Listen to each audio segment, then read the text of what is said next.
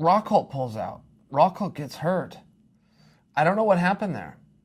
If that news out, I just haven't heard, other than an injury. Rockhold had to pull out against the fight with Weidman, and I was so looking forward to that fight.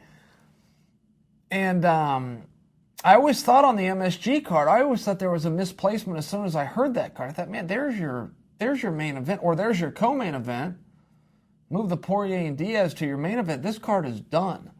I've always thought that, but I always thought that the Rockhold and Weidman fight was getting under-respected. I felt like it's the first time they fought that fight was disrespected. I thought that was the fight of the year. I've never heard anybody else say that, what I just said, that was the best fight of the year.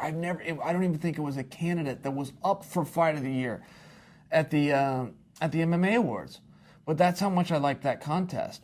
And so when they finally got it all worked out and they finally got their rematch going to be done, I was pretty excited for it. So, okay, Rockhold pulls out. Well, guess who steps in? Jacare. I love when this happens in MMA. And we've been seeing this a lot lately, but where one fight, a big fight, a fight you're looking forward to, a lot of times the main event, ends up, something happens, it gets disrupted. The fight that you end up making, so many times the parity of the roster and of the weight classes and the divisions right now, the fight that you end up making ends up being a bigger fight than the first one. I don't know if that's the case here, but it may be only because when you're talking about parity, and there's something to be said for that, and I will fully admit there's also something to be said for rematches, but there's something to be said for seeing these two guys finally fight. And how many times has Jacare just not gotten the opportunity? I mean, been this close, but he misses it. This is another fine example. Jacare fighting Chris Weidman is a world title fight. It just happens that the world title's not on the line because Jacare is fighting him at the wrong time. If Jacare could have fought him when Chris Weidman had the strap, if he gets his hand raised, he also leaves there with the world championship. So that's kind of some of just the politics of the sport. But if you look at that fight, you look at their ages, you look at where those guys are at, these guys have got to fight.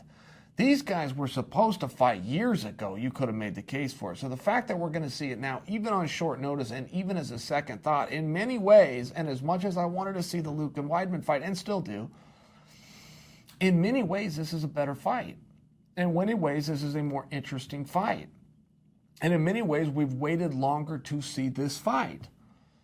Selfish as we want to be, at least we did see Chris and Luke in there at one point. We haven't got to see this fight. And I just think stylistically that you've got some really interesting stuff here. Jacare, who's a huge ground guy, but much like Damian Maia, does some of his finest work from the top. I don't think he's very likely to get on top of Chris Weidman.